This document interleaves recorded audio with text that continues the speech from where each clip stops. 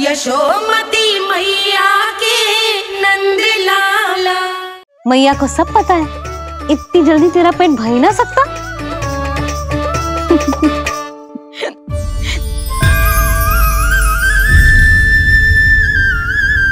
ये क्या है लल्ला? ये क्या था तेरे मुंह में, दिखा। ओहो, मैं तो भूल ही गया था कि मेरे भीतर ही तो सारी सृष्टि समाई हुई है। मैया ने उसकी झलक देख ली, अब क्या होगा? क्या हुआ यशोदा? सुनो जी, हमारे लल्ला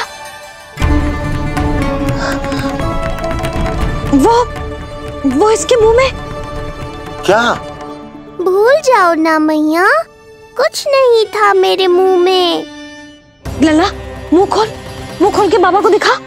अरे क्या देख रही है उसके मुंह में? अवश्य ही मेरा दृष्टि भ्रम होगा, किंतु ऐसा भ्रम।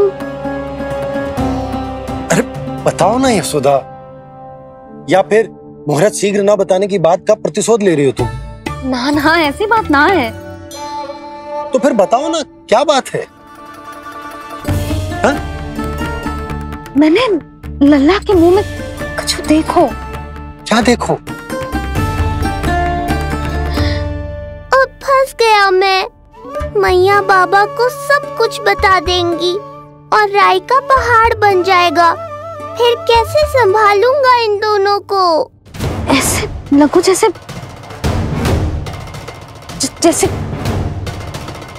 जैसे पूरा का पूरा ब्रह्मांड।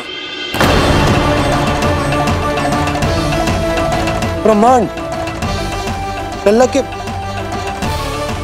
मुंह में। अच्छा, तुम मेरा मुंह देखो।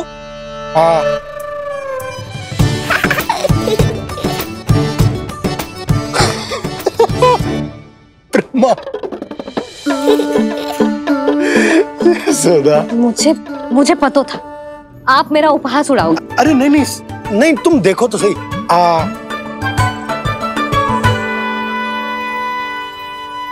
ब्रह्मांड ना सही, गोकुल तो दिखना चाहिए। अरे गोकुल को राजा हूं मैं, है कि ना? है? देखो, अरे देखो। धन्यवाद बाबा, आपने इस बात को गंभीरता से नहीं लिया, इसलिए अब मैया भी नहीं लेंगी। आज तो बचा लिया आपने। आज के बाद ना आपको कुछ बताऊंगी ही ना। आप जाओ, नामकरण उत्सव की तैयारी करो। और हाँ, इस बार भी उत्सव छोटा ही करना है, जे तो मत ही बोलना आप। हाँ। अब इसे कैसे समझाऊं कि हम कोई भी उत्सव बड़ा ना कर सकते? व्यर्थ ही कंस की दृष्टि पड़ जाएगी हम पर।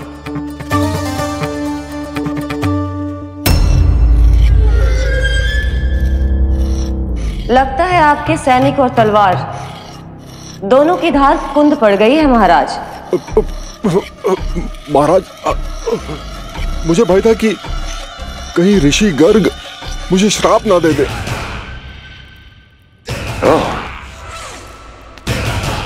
तो श्राप से भयभीत हो गए दुर्जन, किंतु कंस तो कोई श्राप नहीं देता, सीधा मृत्यु देता है। ऐसा न करे महाराज, दया करे, दया निदान। यदि मैं उनकी इच्छा के विरुद्ध भीतर जाने की कोशिश करता तो जितनी सूचना मुझे मिली है उतनी भी नहीं ला पाता। तब आपको कैसे पता चलता महाराज कि आपकी बहन और बहनोई मात्र अपनी मृत संतानों के श्राद्ध के लिए वहां नहीं गए थे?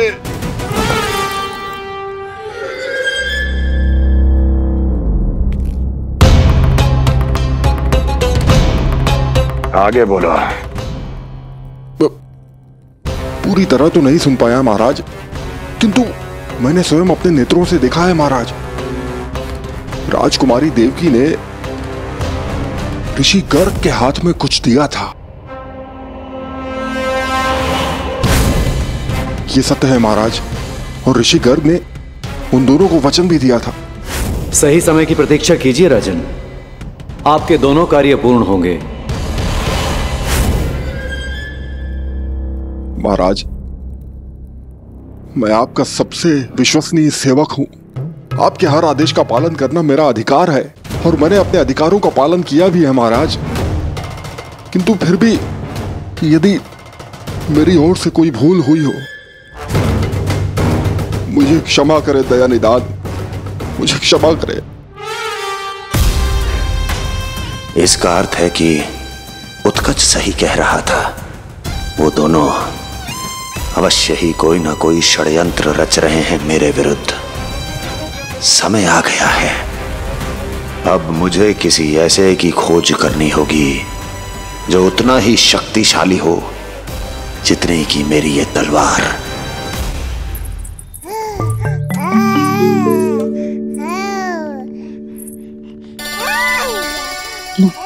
आप ही से पुकारने लगो जी, अभी तो आई हो रसोई में।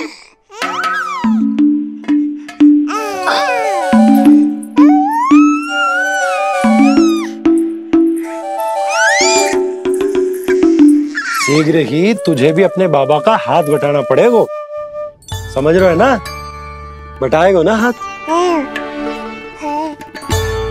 अभी जो 100 दिन का भी ना हो और जिस नन्हे से बालक को काम काज का भार सौंपने की बात करने लगे।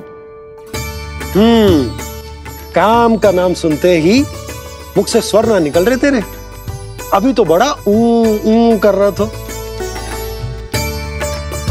बता, हाथ बटाएगो के ना? अरे बता ना।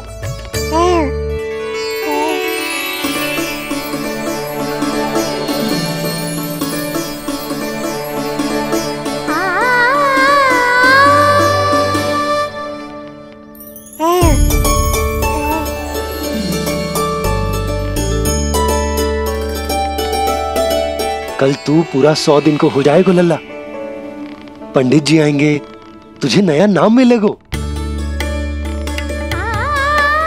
देखो तो मन में तो इनके भी कितना उत्साह भरो है, बस दृष्टि में मैं ही आती हूँ। और कल तुझे वो नाम मिलेगा लल्ला जिससे पूरा संसार तुझे पहचानेगा।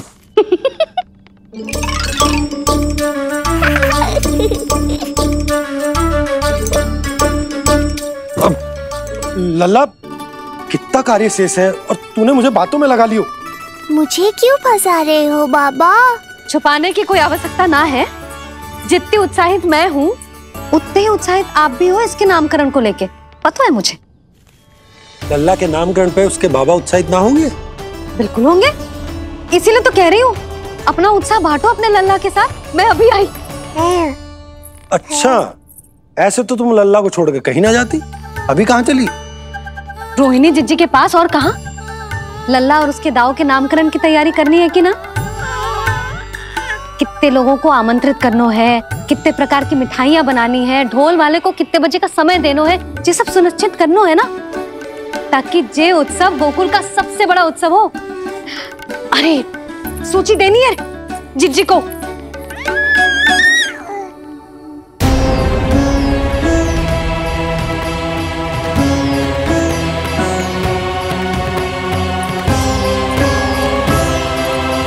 सबकी कोई आवश्यकता ना है।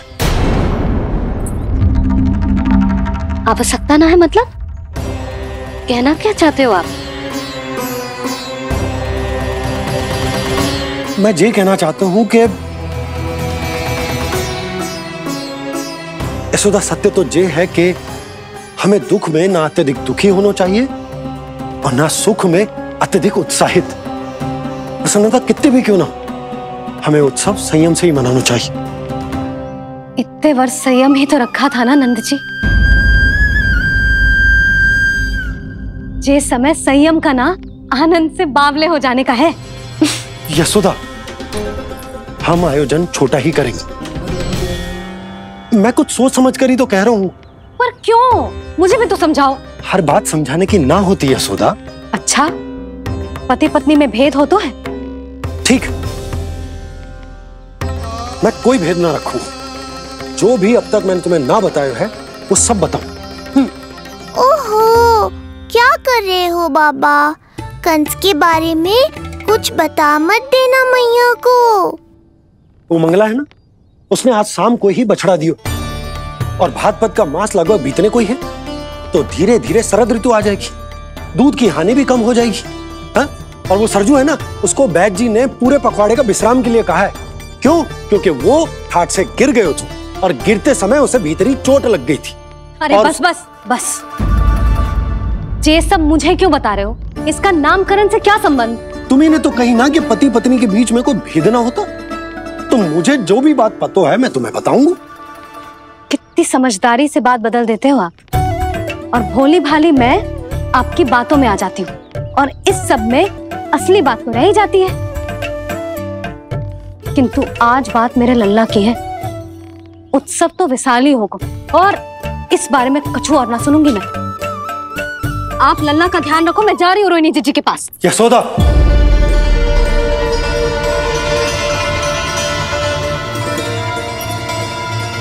बात केवल सुनने की ना होती, उसे समझना भी पड़ता है।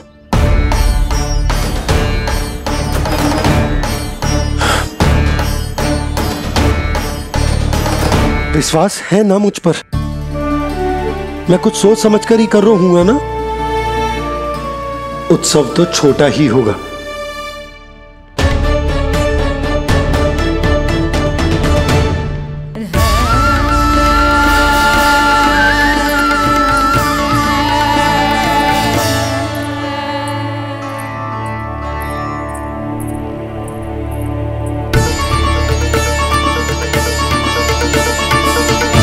क्षमा करना लल्ला, तेरी मैया को डांटना पड़ गया। आपको मेरी सुरक्षा की चिंता है बाबा, समझता हूँ मैं, इसलिए आपने ये निर्णय लिया है। समझ में नहीं आता, कब कौन सा निर्णय क्यों लेते हैं आप? यदि कंस को समझना इतना आसान होता तो कंस नहीं होता। ये नया सिंहासन उसके लिए है जो मेरा विश्वास पात्र बनेगा। मेरे दाहिने हाथ की तरह मेरे मन के सबसे निकट होगा वो। मंत्री परिषद में विशेष स्थान की प्राप्ति होगी। मेरे बाद पूरे राज्य के लिए उसी का वचन होगा। शासन। किंतु ये अधिकार केवल उसे प्राप्त होगा जो मेरी परीक्षा में उत्तीर्ण होगा। मेरा सबसे महत्वपूर्ण कार्य करेगा वो। इसलिए जाओ, कह दो सभी बाहुबलियों को, महाबलियों को, दैत्यों को, दानवों को, प्रेतों को, पिशाचों को, सभी को यह सूचना दे दो ना ना ना ना, सूचना नहीं, चुनौती दो कि यदि साहस है तो आए, मेरी परीक्षा में उत्तीर्ण हो और इस सिंहासन पर बैठने का अधिकार प्राप्त कर ले। जाओ। और हां, ये अवश्य कहना कि केवल वही आए जिनके हृदय में साहस का ज्वालामुखी धधकता हो, जिनकी तलवारें पर्वतों का सीना चीरने को व्याकुल हो, जिनकी संकल्प शक्ति इतनी दृढ़ हो कि मृत्यु से टक्कर ले लें। कायर नहीं चाहिए मुझे। जाओ। महाराज, आप जिसे भी ये विशेष पद देंगे, भविष्य में यदि वही हमारे शीश पर बैठ गया तो क्या करेंगे आप?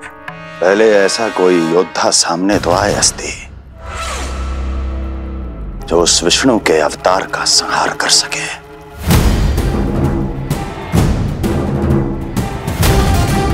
और जहां तक प्रश्न है हमारे शीश पर बैठने का, तो स्मरण रखो अस्ति,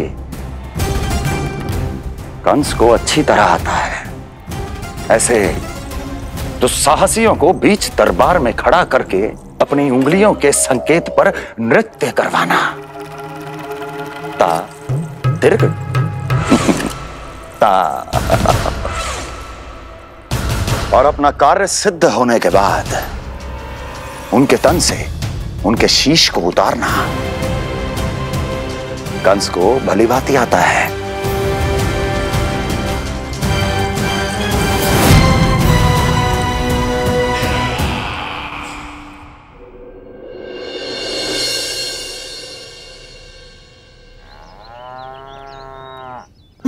पूरे 100 दिन का होगा हुआ तो लल्ला, कम से कम 100 व्यक्ति तो आने चाहिए थे ना तेरे और तेरे दाऊ के नामकरण में। हाँ, अब तुम मुस्कुरा क्या रहो है? तू ही बता, जे भवन देख के लग रहा है कि यहाँ कोई उत्सव है? बिना अतिथियों के कैसा उत्सव और कैसा आनंद, तू ही बता। और मैं करूं भी तो क्या? पता है लल्ला, मुझे तो लग रहा है तेरे बाबा ना कंजूस होगा है। नहीं तो भला और क्या समस्या हो सकती है उन्हें बड़े आयोजन से?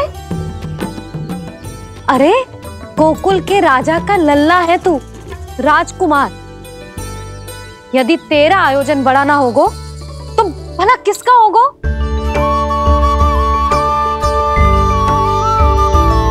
मेरी ही भूल है, मैं भोली हूं, इसीलिए व्यर्थ में तेरे बाबा की बातों में आ गई। मैं भोली हूं ना, व्यर्थ में उनका कहा मान गई। किंतु अब ना मैं कोई मांग रखूंगी, ना मैं उनसे बात करूंगी। और कहे देती हूँ लल्ला, सावधान जो इस बार तू बीच में आया तो। हाँ नहीं तो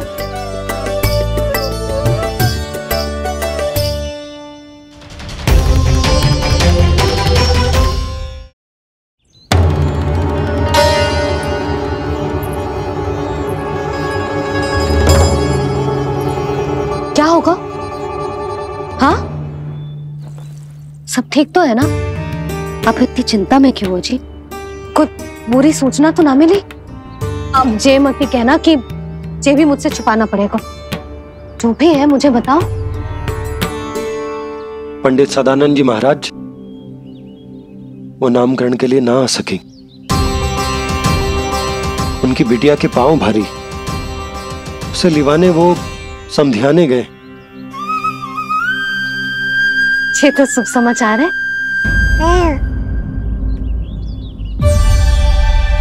किंतु मेरे लल्ला का नामकरण अब वो सही मुहूर्त पे कैसे होगा? वही तो समझ ना आ रहा। ऐसे मन छोटा करने की आवश्यकता नहीं है मैया बाबा।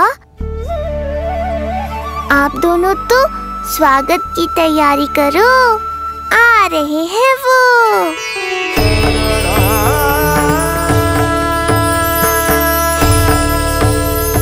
लो, आ गए वो जिनकी मुझे प्रतीक्षा थी।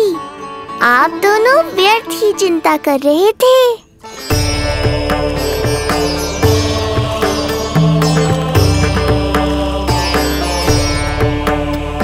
अब कौन करेगा मेरे लल्ला का नामकरण? ऋषि गर्ग, नंदराज, रानी भाभी, महान ऋषि गर्ग हमारे गांव में पधारे हैं।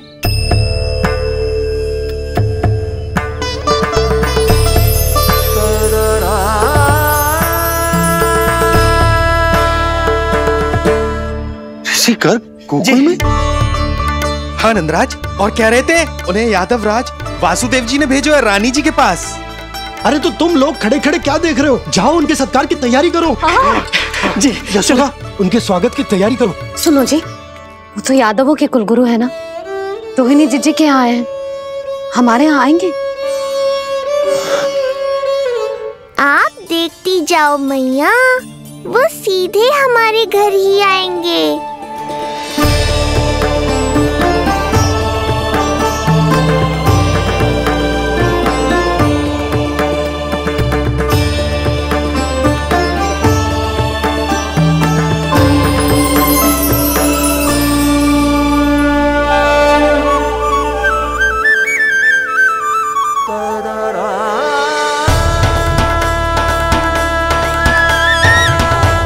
ये क्या हो रहा है मुझे?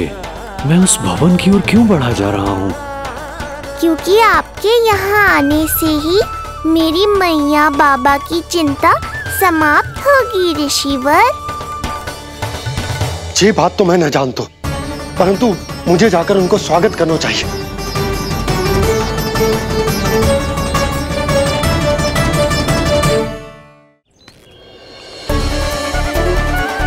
गुरुदेव, कल्याण हो। भगवान श्री नारायण के महान भक्त आज हमारे गांव में पधारे। हमारा जीवन सफल है गयो आज। वो भवन आपका है नंदराज? आपके शुभ चरण पड़ेंगे तो हमारा जय भवन पवित्र हो जाएगा। इतने बड़ी ऋषि अगर हमारे घर पधारेंगे तो हमारे तो भाग्य ही संवर जाएंगे। मैया आपके दर्शन को तरस रही है ऋषिवर। संकोच मत कीजिए, अब आप ही जाइए। पधारिए गुरुजी। न जाने क्यों मेरे पांव अपने आप ही आपकी भवन की तरफ जाने को व्याकुल है नंदराज। पधारिए गुरुदेव, आइए।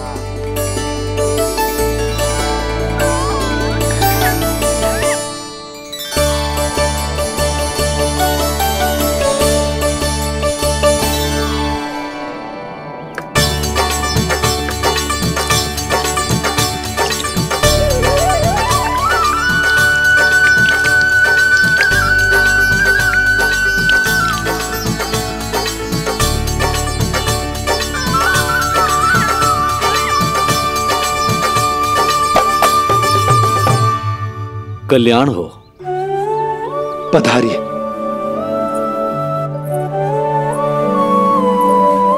आया तो था मैं रानी रोहिणी के भवन में, पर पता नहीं कैसे यहाँ खींचा चला आया। विराजिए गुरुदेव।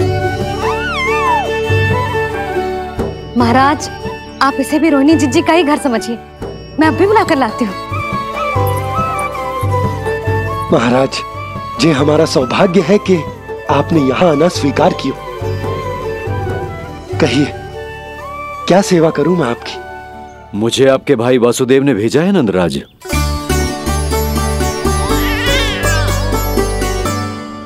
प्रणाम गुरुदेव। स्वामी जी ने आपसे इतनी दूर आने का आग्रह किया है, अवश्य ही कोई बड़ा कारण होगा। कारण तो है, आपके पुत्र का नामकरण करने आया हूं मैं यहाँ।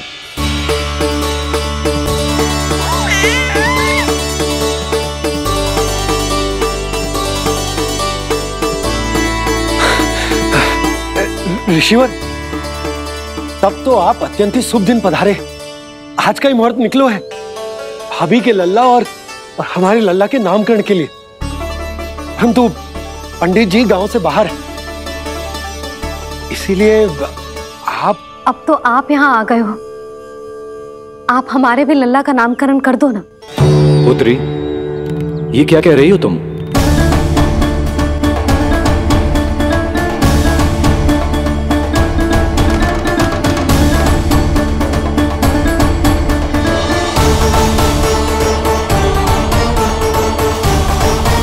अस्वीकार मत ही करो आप। दोनों भाइयों का नामकरण एक साथ हो जाएगा।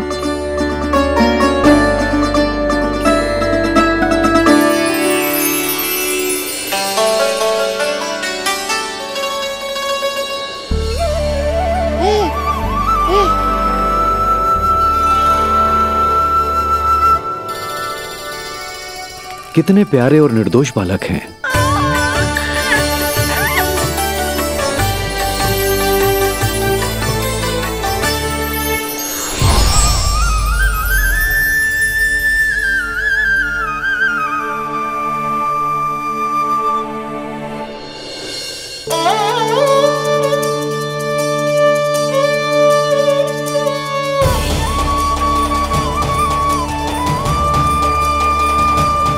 इन दोनों को देखकर गुरुदेव की आंखों में आंसू क्यों आ गए?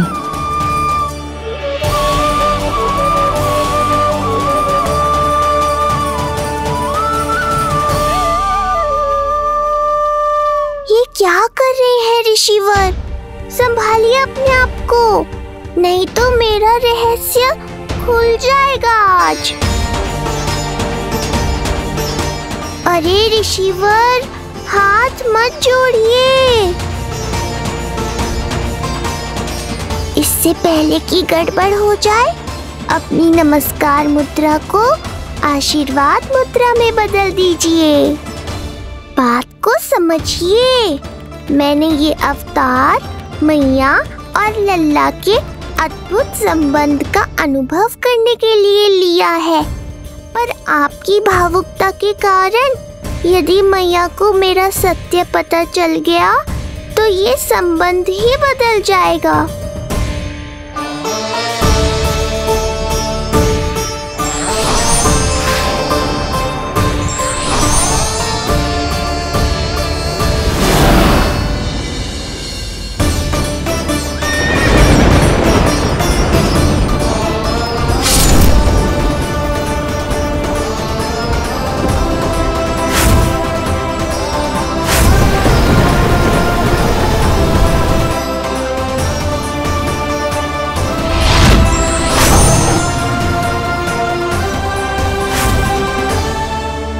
अब आप सब कुछ जान चुके हैं ऋषिवर, इसलिए अब मेरे सामने हाथ जोड़कर मेरे सत्य को उजागर मत कीजिए।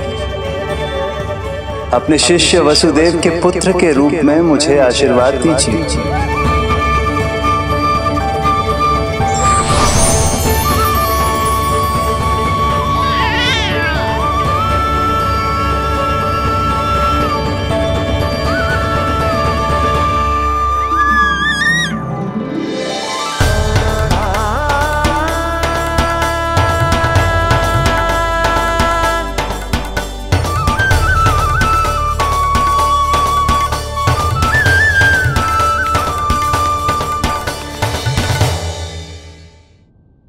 ऋषिवर, आप मौन क्यों हैं? और आपकी आंखों में आंसू? सब कुछ ठीक है ना? अब तो आप हमारे लल्ला का नामकरण करोगे ना? इन दोनों का नामकरण करना मेरा सौभाग्य होगा पुत्री।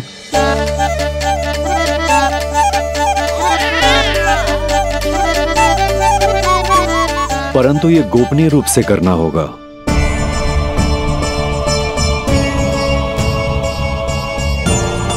अवश्य ही स्वामी का आग्रह होगा,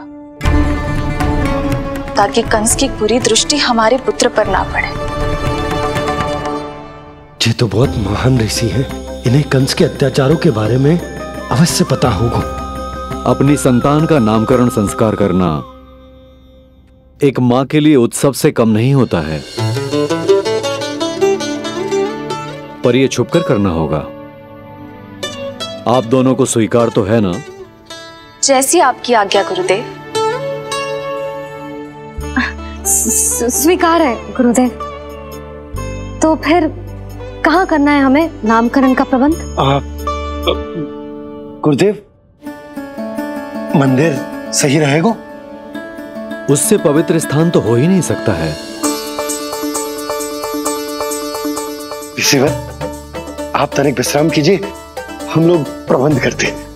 मैं कुछ समय इन बालकों के साथ व्यतीत करना चाहूंगा। ये तो इनका सौभाग्य होगा। हमें आज्ञा दीजिए।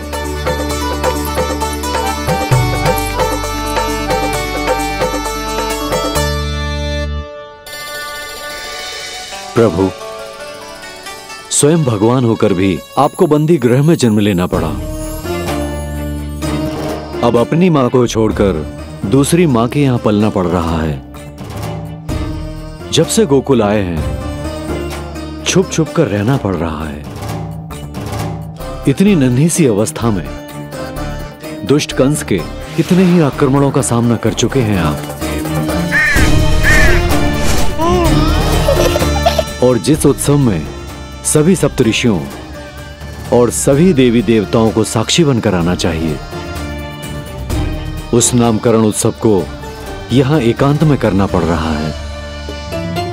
क्यों प्रभु, इतने कष्टों को सहकर ये अवतार क्यों लिया है आपने? दुष्टों का नाश करने के लिए धर्म की स्थापना करने के लिए और सबसे अधिक मैया की ममता का अनुभव करने के लिए। पर इसके लिए इतने कष्ट? मानव जीवन लिया है तो कष्ट तो उठाने ही पड़ेंगे ऋषिवर। मानव जीवन की आंच जला रही है, फिर भी आप मुस्कुरा रहे हैं प्रभु। ये कैसा अनोखा अवतार है। आंच में जलकर भी यदि मैं नहीं मुस्कुराऊंगा तो अपने भक्तों को क्या शिक्षा दूंगा मैं? आज एक कंस का प्रकोप है, भविष्य में सहस्रों कंस होंगे और आने वाले युगों में होंगे अनगिनत कंस। उस समय मेरे भक्तों को पता होना चाहिए कि अपने कष्टों को कैसे सहना है और धर्म के पथ पर अडिग कैसे रहना है।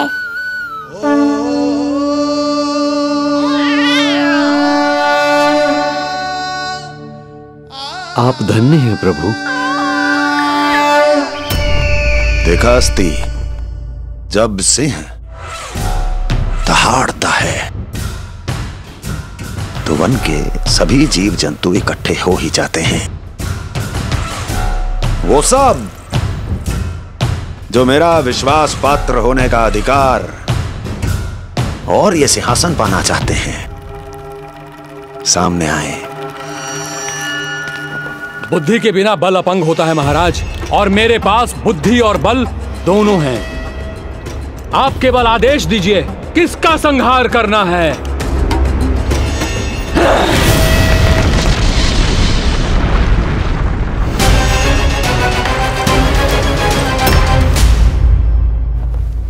सारी तैयारी हो गई। बोलो। आप गुरुदेव को बुला लो, मैं रोहिणी जीजी और बालकों को ले आती हूँ। यशोदा, तुम रुष्ट तो ना हो ना मुझसे? मैं भला रुष्ट क्यों होने लगी? नहीं, तुम जो उत्सव बड़े धूमधाम से करना चाहती थी और बहुत प्रसन्न हूँ मैं कि हमारे लल्ला का नामकरण स्वयं ऋषि गर्ग पूरे विधि विधान से कर रहे हैं। मैं समझ गई, उत्सव बड़ा हो या ना हो, प्रसन्नता बड़ी होनी चाहिए। अरे मैं तो इतनी उत्साहित हूँ कि दोनों भाइयों का नामकरण आज के शुभ मुहूर्त पे हो रहा है।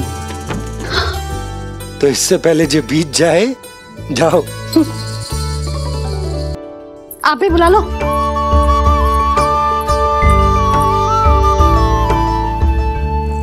यहाँ सब के सब एक से बढ़कर एक है, तो फिर अपने कार्य के लिए किसका चुनाव सबसे पहले करूं?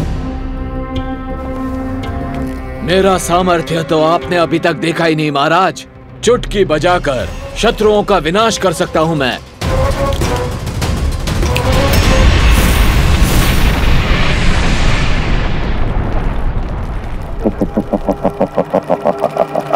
वाह! किंतु आपने तो बताया ही नहीं कि करना क्या है। वध करना है, एक नवजात बालक का वध। उसे साधारण बालक मत समझना। गोकुल में नंद के घर पल रहा वो बालक विष्णु का अवतार है।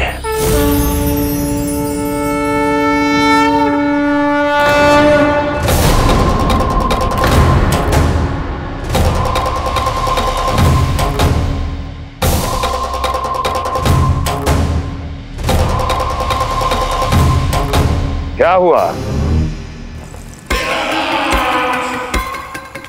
इतना सन्नाटा क्यों छा गया? क्षमा कीजिए महाराज, पर मैं नन्हे बालकों के साथ हिंसा नहीं करता। कृष्ण अवतार बड़ा छलिया है महाराज, मैं उसका मुख भी नहीं देखना चाहता।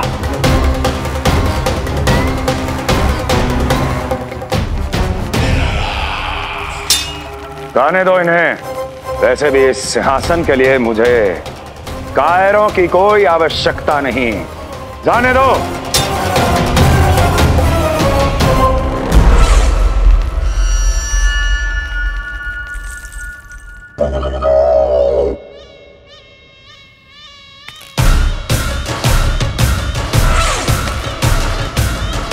दुर्जन,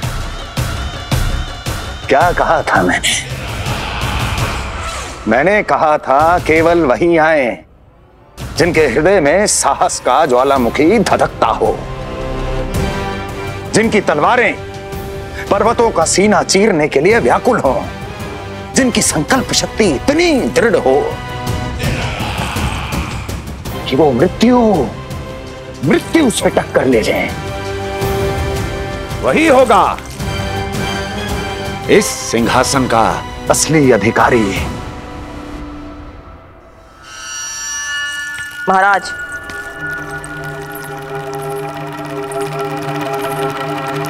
ना तो आपके दिए इस सम्मान का कोई मूल्य रह गया है और ना ही आपके भय का। अभी अभी आपने ही कहा था ना कि जब वन में कोई सिंह दहाड़ता है तो उस वन के सभी जीव जंतु एक जगह एकत्रित हो जाते हैं, परंतु उसी वन में जब कोई बब्बर सिंह दहाड़ता है तो वही जीव जंतु भय के मारे इधर उधर भागने लगते हैं। निश्चित ही वो बालक इन सब के लिए बब्बर सिंह बन चुका है। उसका भय हमारे साम्राज्य की नींव हिला रहा है महाराज।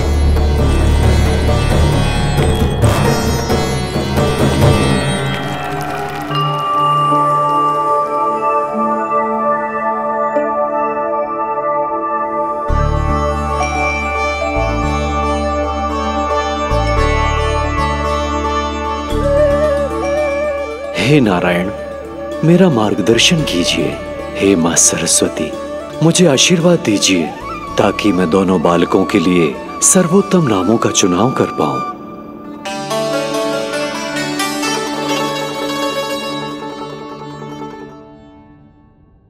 आपके पुत्र को बड़े भाई के कर्तव्य का निर्वाह करना है और इस दायित्व को प्रभु श्री राम से अच्छा किसने निभाया है?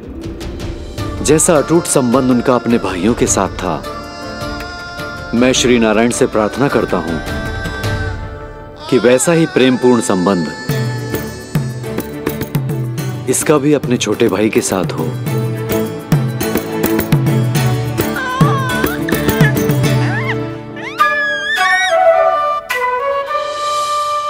इसीलिए इसका नाम राम हो। इसीलिए इसका नाम राम, इसीलिए इसका नाम राम।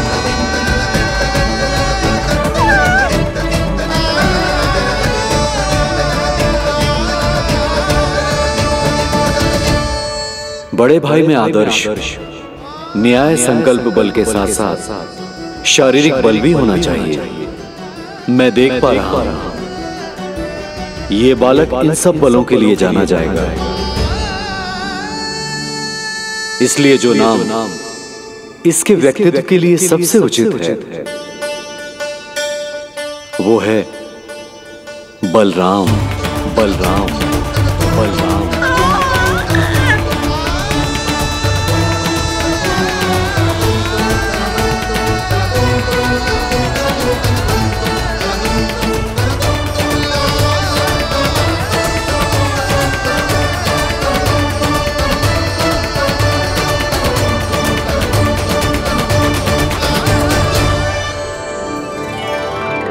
बलराम,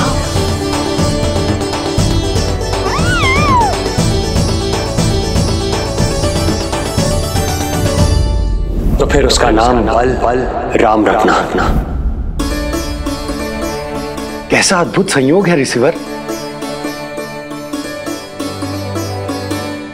जब इसके जन्म की सूचना देने मैं वसुदेव भैया के पास मथुरा गया था तब उन्होंने भी यही नाम रखा था, बलराम। ये संयोग नहीं, नारायण की इच्छा है नंदराज। बलराम से अधिक उपयुक्त नाम इस बलराम के लिए कुछ और हो ही नहीं सकता है। पर मैं तो दाऊ कहकर ही बुलाऊंगा इन्हें, बलदाऊ।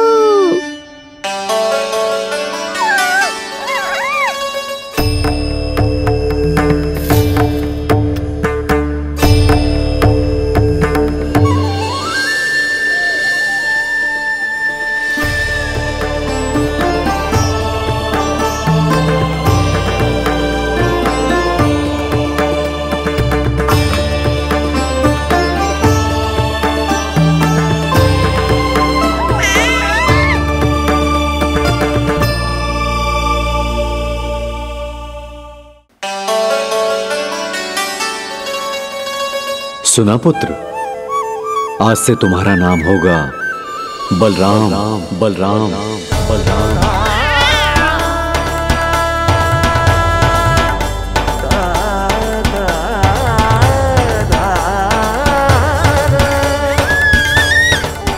गुरुदेव, कितना अद्भुत नाम दिया है आपने इसे।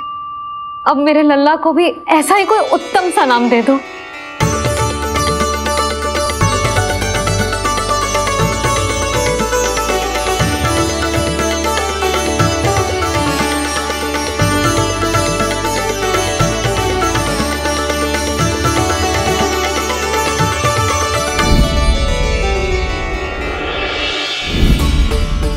ये कठिन दायित्व आपने ही मुझे सौंपा है प्रभु, इसे निभाने की क्षमता भी आप ही दीजिए।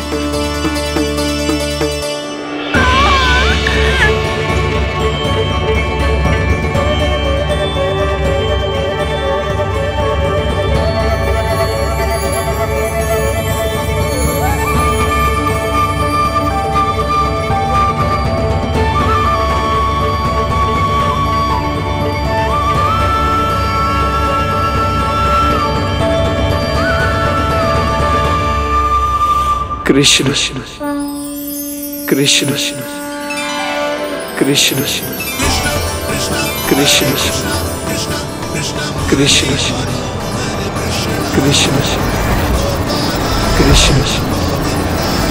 कृष्ण।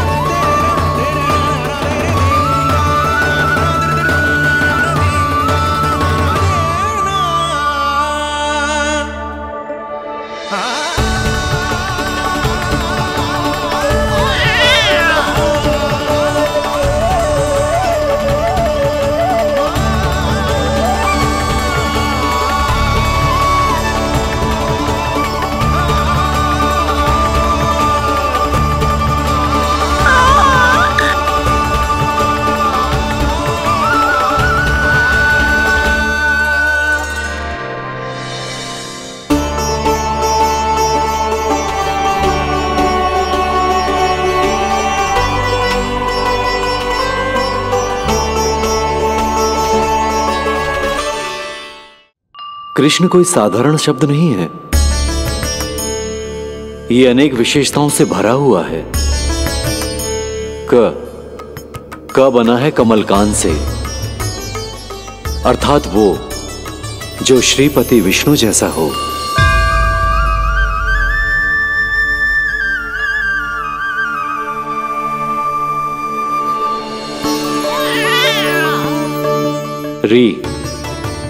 री की उत्पत्ति हुई है श्री राम से, अर्थात वो जो सबके हृदय में बस जाए। श ऐश्वर्य के स्वामी विष्णु के लिए, अर्थात वो जो समृद्धि लेकर आए।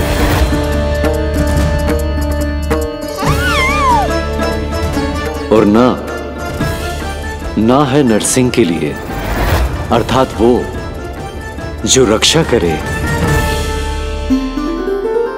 और अंत में आकार की मात्रा सूचक है अग्निदेव का, अर्थात वो जो स्वयं तप कर सबको पवित्र कर दे।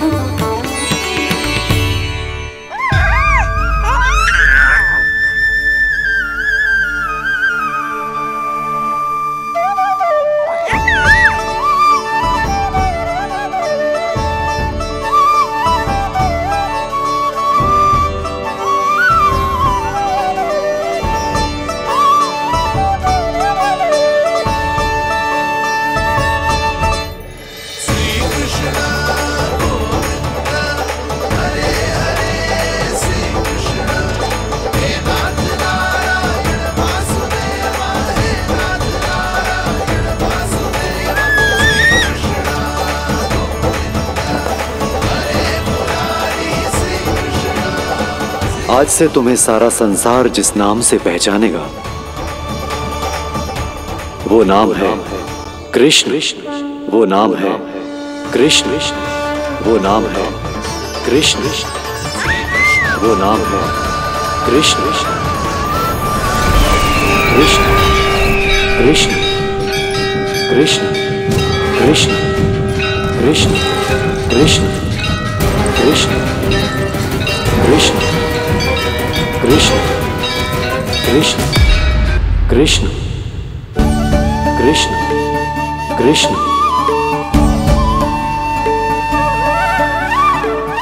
यशोमती मैया के नंद लाला, यशोमती मैया के नंद लाला। असुरी कार्य करने वालों के लिए कृष्ण नाम का अर्थ एक और भी होगा। वो घनी अंधेरी रात जिसमें इसने जन्म लिया, पर इससे जो प्रेम करते हैं उन सभी के लिए कृष्ण नाम का अर्थ होगा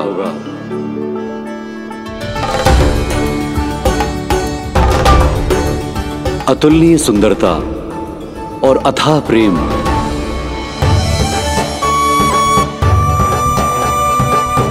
इन दोनों विशेषताओं का साक्षात स्वरूप होगा ये कृष्ण। कृष्ण कृष्ण हरे कृष्ण कृष्ण कृष्ण